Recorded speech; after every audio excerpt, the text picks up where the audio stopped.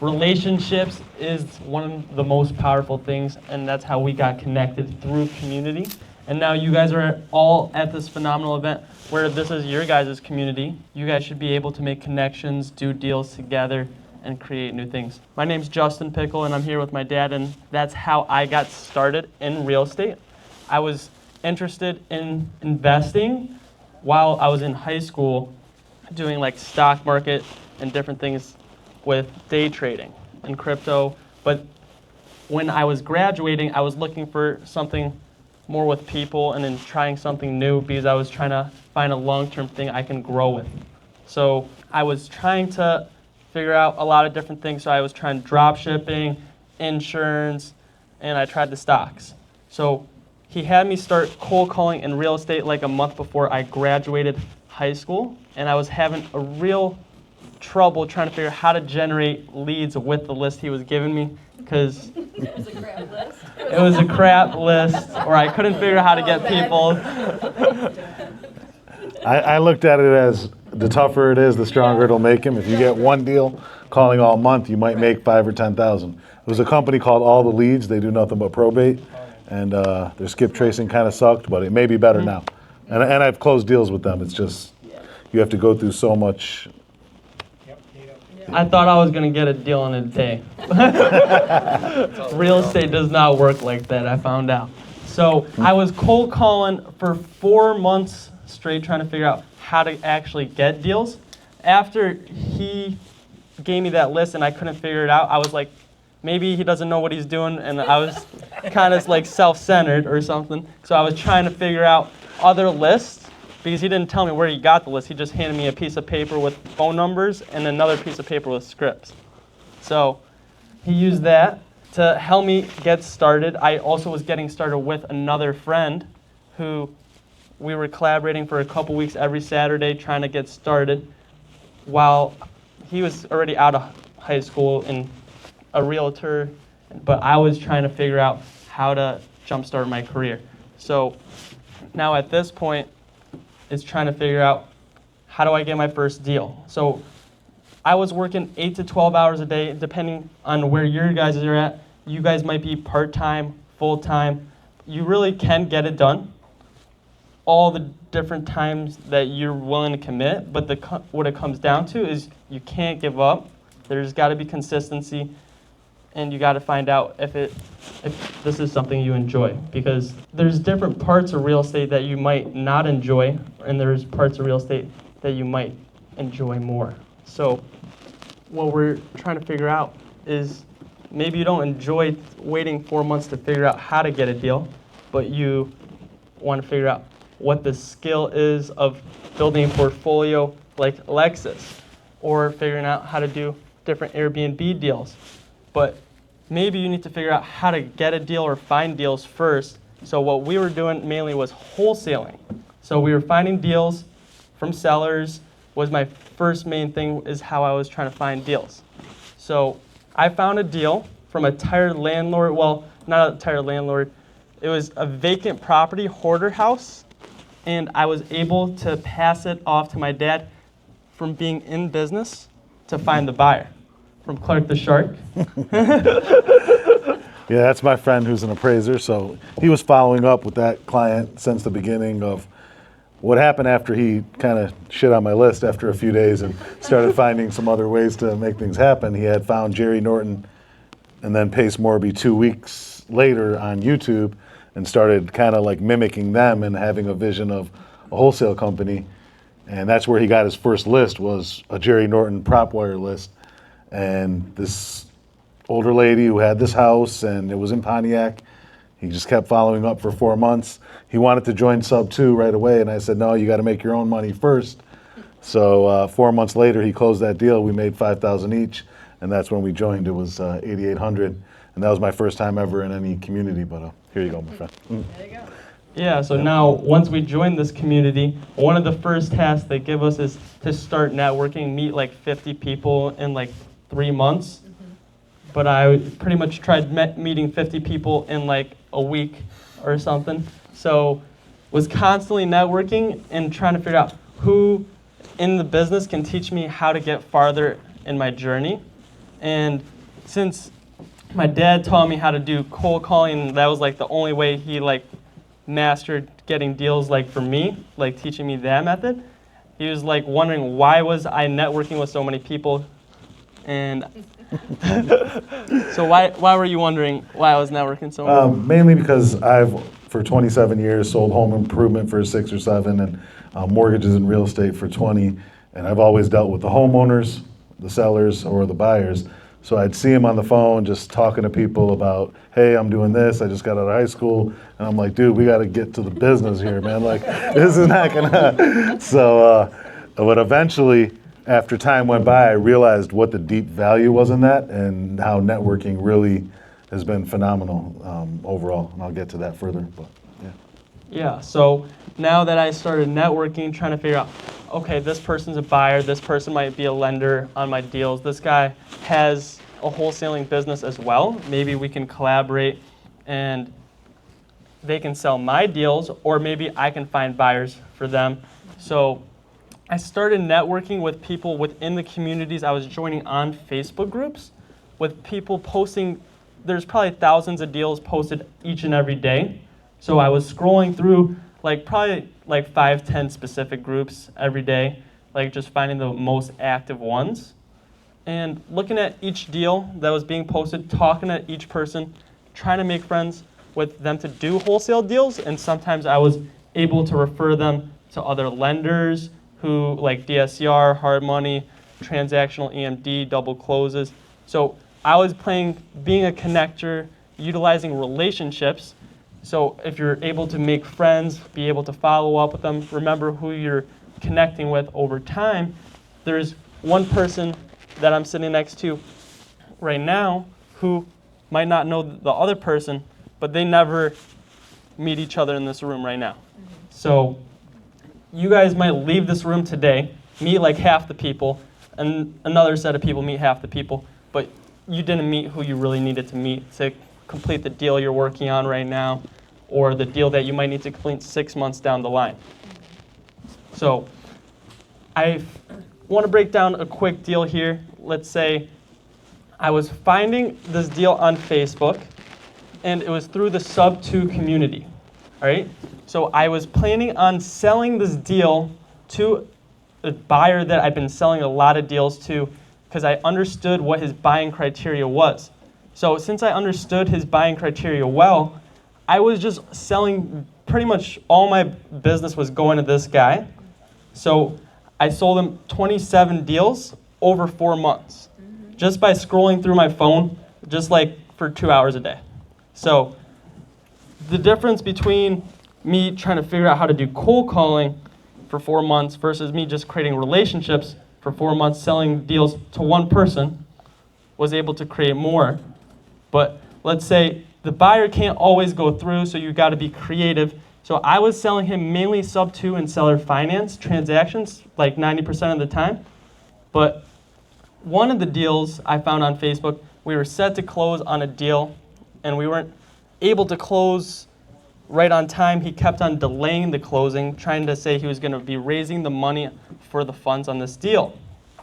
But he wasn't able to fulfill in time, and the seller was trying to back out. They're dealing with the foreclosure. They got to relocate to their new job in a different state. So I'm trying to figure out, what do I do with this deal? He's not moving fast enough. I thought he was reliable. Just maybe sometimes they can't come through on every transaction.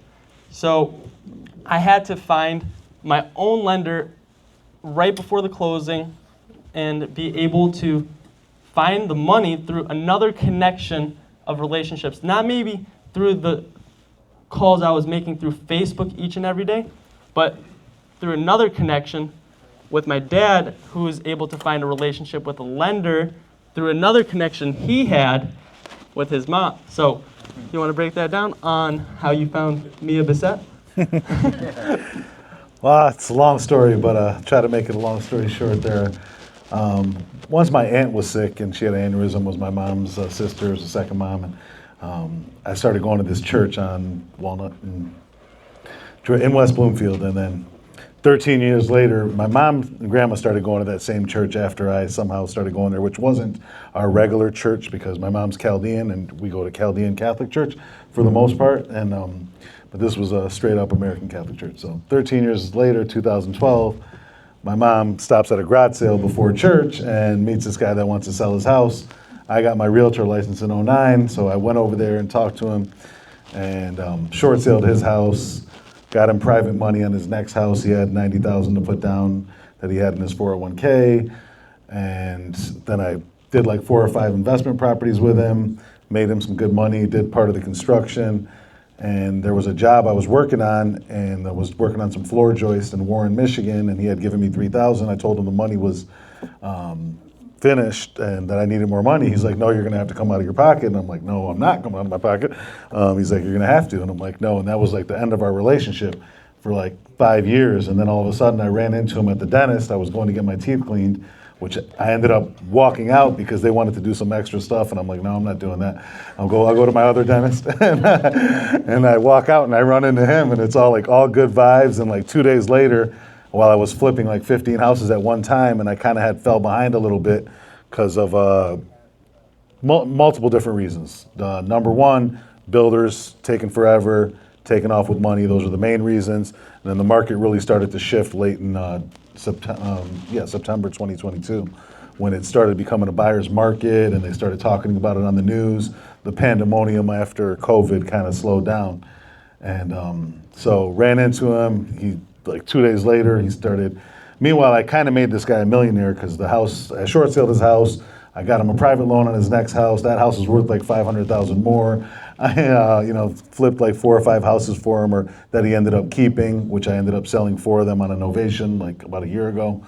And then Justin ended up building a relationship with him, and he does loans with him, and just a long story. And even his son works with us and does some AI.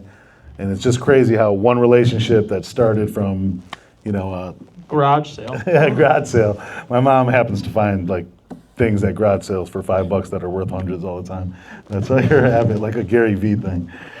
But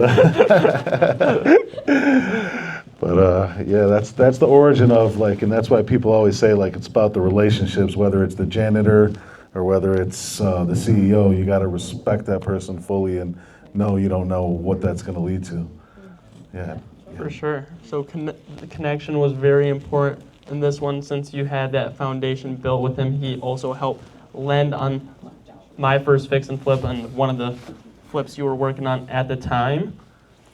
Yeah, absolutely. And we walked away with about a $43,000 check. Looking back, I probably made about $20,000 on the construction as well. But we could have wholesaled that. I had an offer for $20,000, but I didn't want people going through with the lady there. She was moving in a Fox Run. I'm a licensed realtor. I actually offered her to list the property for $220, or we were going to buy it for $160. She talked to her kids for a few weeks, or like a week or so, and she didn't want to deal with the real estate stuff, so she took the cash offer. And he was like the third lender. I had a 100% lender on the first part. Then I had some more money from him, like $30,000, and then that's when I ran into my good friend Mia and got another loan. But looking back, flipping, I'm actually going to do a video soon called Flipping Nightmare. Me and Gabby have done some good flips. She's a great contract manager and like just sees the details. You need a good like woman that kind of cares about details and to do that. But overall, if you can wholesale and be in and out, or if you can wholesale, I could have wholesale that one as well, and we probably would have made close to what we made on the flip. But the lessons were phenomenal. The sump pump was unplugged while there was 8 showings going on in one day. So all of a sudden I had a major flood, and I just let the showings go on because I thought it was a good enough house that it wouldn't matter. Plus I was going to have to disclose it, but nobody bought it then and had to take it off and basically redo those floors. Eventually we got it sold. A lot of lessons, but yeah. For sure. So Mia came in and got us out of a pickle and helped out on a lot of deals. Yeah, so our last name is Pickell. A lot of people pronounce it as Pickle as well, that even have the same spelling. It's actually Pickell, E-double-L. We have a workshop coming up on June 7th and June 8th, and it's justinpickell.com. It's in Detroit, and I want to thank David Hall for even having us here, and Gabrielle being such a great connector and being here with a great group of people who are obviously very interested. And just got to really believe, like, overall, I've done sales for 27 years, and it's constantly creating. You wake up every day without a job, whether you're a realtor, whether you're a loan officer, whatever you're doing, you have to be able to create and fight the good fight. Like Gabriella had a 6-figure job, and she quit and went all in, and she's doing phenomenal, building her portfolio. And props to a woman or anybody that can actually take the courage leap to do that, because I mean, obviously she knows now that it's a battle. You know, it really is. Time flies, bills are still coming in, and you have to close deals, and you get humbled a lot. Yep. Yeah, absolutely. He's not even 21. This guy making wholesale deals nationwide. Yeah, he got us in. I was only doing everything in Michigan.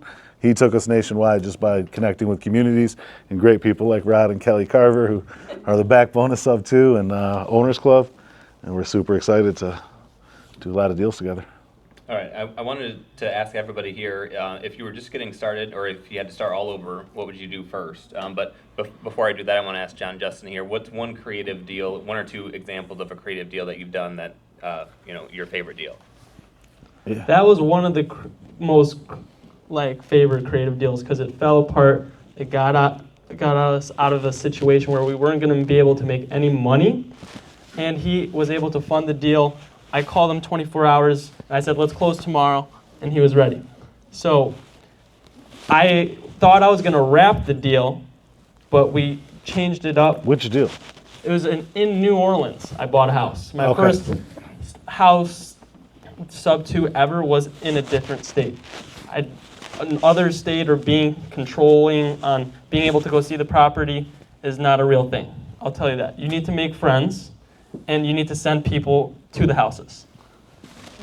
So, but there's plenty of other creative deals, but this was the most creative because I was able to utilize all relationships, $0 in marketing, and just go on my phone a few hours a day, talk to people, and send it to one person and sell them deals over and over. So that would be...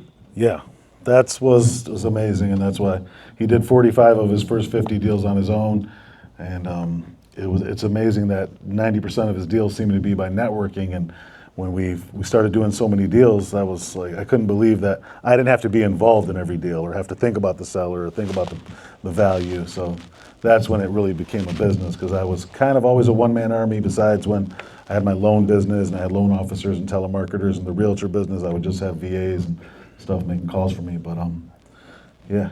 So. Yeah, but there's plenty of more creative deals. We can break down another one. But I would make sure, you guys check out our free course on doing this further. I already broke it down to you. It's very simple on going on Facebook, but whether you're a wholesaler, lender, buyer, you should be utilizing the strategy of making these deals with relationships on Facebook. So just go to justinpickell.com. Pickell. So yeah. Real quick, I'll do two quick deals. One of them is a storage facility. That was my first storage facility I ever sold. It happened to be in Jackson, Michigan. I'm a realtor. Someone brought me the deal, and I was like, all right, let's just offer him $0 down. And I looked at the numbers, saw how much money it was making, and at the end of the day, I just wanted it to profit like $5,000 to $6,000 a month. So I made the offer. It went back and forth. It was at $1.8 million originally. The deal fell apart. I had some partners who were in storage who happened to look at the deal 3 months before I did, and they just turned it down as a bad deal. And I never did a storage deal. I looked at it and just looked at the numbers and tried to make it a good deal. Over time, it ended up being a $1.45 million deal. I ended up making $35,000 on the realtor side, $30,000 on the wholesale side. I was trying to get in on the ownership, but the guy said, the investor, so-called, didn't want to do that, but then he ended up bringing another investor, so he played me on that a little bit, but no big deal. And I split the wholesale fee, so the people that kind of brought me the buyer and then brought me the deal, which was awesome, a guy named Simon, they got $15,000 total between them. And then the most amazing deal we ever did really is this mobile home park that we own, that a friend of ours, David Moody, who happens to be in the community as well, who I met last year at Squad Up Summit 1, and he was pitching the deal to other people, and someone said they were interested, then all of a sudden they weren't, and he was working out of our office for a little bit. He was in Michigan, and he's like, oh, and then he's still working on it, and then I found someone that wanted to put up the money. Originally they were at 500, we had got them down to 200, then we got them down to 155, and we sealed the deal. We started with 7 units rented, we now have 13 rented. We got 4 to 5 more we're gonna rent, and someone came up to us with a whole different idea, and they're now doing duplex, triplex, and even quadplex mobile homes, which is much better for affordable living, and he kind of broke it down to us with a pro forma that could turn it into a $10 million asset that we bought for $155,000 and have like $300,000 into. That'll probably take another $2 to $3 million at least, but the amount of value that add there could end up being anywhere from 2 to 3 to 4 million, maybe a little more. But from doing sales all your life, it could just take one deal to make you a millionaire, and we're just really thankful for the community, for everyone here, and there's still a lot of work to do, so it's not 100% done, but if you believe that it's done, in our mind and heart it's done, it's just a matter of time, taking the steps and walking into that moment. Yep. Thank you, brother. All right, any questions for them before we do our final round of questions? All right, if you want to pass the mic down there, we'll start on the end. If you were starting all over, or if you're brand new, because some people in the room have never done a deal before, so brand new.